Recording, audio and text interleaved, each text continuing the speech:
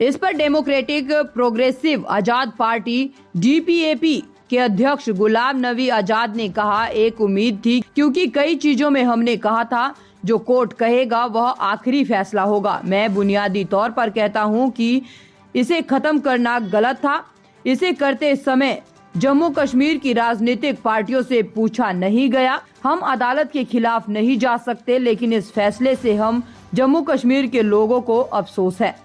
मैं ये तो नहीं कह सकता कोर्ट से भरोसा उठ गया, लेकिन ये था कि एक उम्मीद थी, क्योंकि कई चीज़ों में हम सब ने, हिंदुस्तान के हिंदू मुसलमान ने पिछले कई सालों से कहा था जो कोर्ट करेगा वो आखिरी फैसला होगा।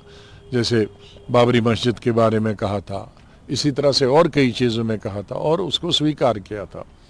तो अब हमारी उम्मीद थी कि सुप्रीम कोर्ट, क्योंकि वो किसी दल की, किसी पक्ष की, किसी सियासी पार्टी से ताल्लुक़ नहीं रखते हैं, और ख़ास तौर से आज की जो ये बेंच था वो बिल्कुल मैं कह सकता हूँ कि बहुत ही अच्छा बेंच था।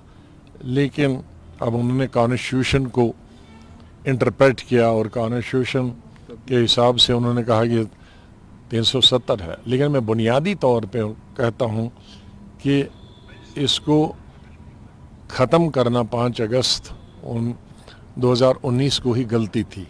जल्दी में किया गया था, बहुत जल्दी में किया गया था, और जम्मू कश्मीर के अवाम से तो कोई पूछ नहीं सकता है इतने आम से, लेकिन जम्मू कश्मीर की सियासी पार्टियों से पूछा जाना चाहिए था, तो वो नहीं हुआ। पूछा तो नहीं गया। What next? पॉलिटिकली कोई और फंडा है या now preparations for elections?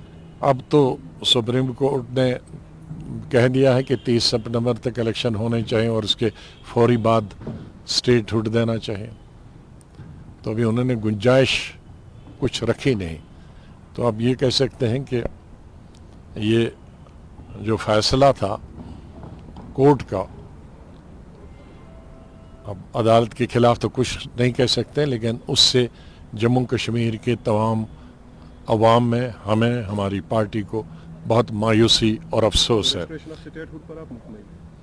Statehood तो उन्होंने पहले ही पार्लियामेंट में कहा है, अब उसमें इलेक्शन का भी पहले ही कहा है, लेकिन इस सिलसिले में कम से कम जो सुप्रीम कोर्ट ने एक डेट तय कर दी कि भाई 30 सितंबर से पहले होना चाहिए और उसके फ़ौरन बाद स्टेटहुड होना चाहिए, वो चीज़ तो हमारे हक में है।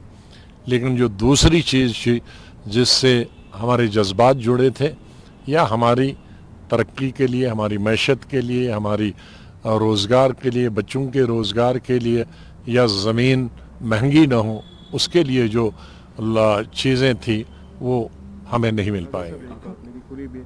एक बात माननी पड़ेगी, बीजेपी जो कह रहा है डंके की चोट पे कह रहा है, दरपर्दा कुछ नहीं हो रहा। जो पहले दिन कहा था आज भी उसे पछता है। हाँ, ये उनका 70 साल से उनके एजेंडे में था आर्टिकल 370, लेकिन वो 370 के बाहर भी गए। स्टेटहुड ख़त्म करने का नहीं था, यूनिटी बनाने का नहीं था, ये चीज़ें वो जो उनके एजेंडा में 70 साल से नहीं था उसके बाहर भी वो चले गए। आजाद साहब, ये जानना चाहूँगा कि अब इस फैसले के बाद जो है पॉलिटिकल पार्टीज और ख़ासकर DPAP की जो सियासत है वो किधर जाती हुई दिख रही है? अब वो हम अपने साथियों से बात करें, लेकिन मैंने पहले ही कहा कि तो 2 ही बड़े इदारे हैं, पार्लियामेंट और सुप्रीम कोर्ट, उससे तो ऊपर वाला खुदा है, उसके साथ तो हमारी अप्रोच नहीं है। तो यहाँ जो जमहूरियत में जो सबसे स्ट्रॉन्ग पिलर्स हैं हमारी जमहूरियत के, वो है पार्लियामेंट और सुप्रीम कोर्ट। बदकिस्मती से हम दोनों में हार गए।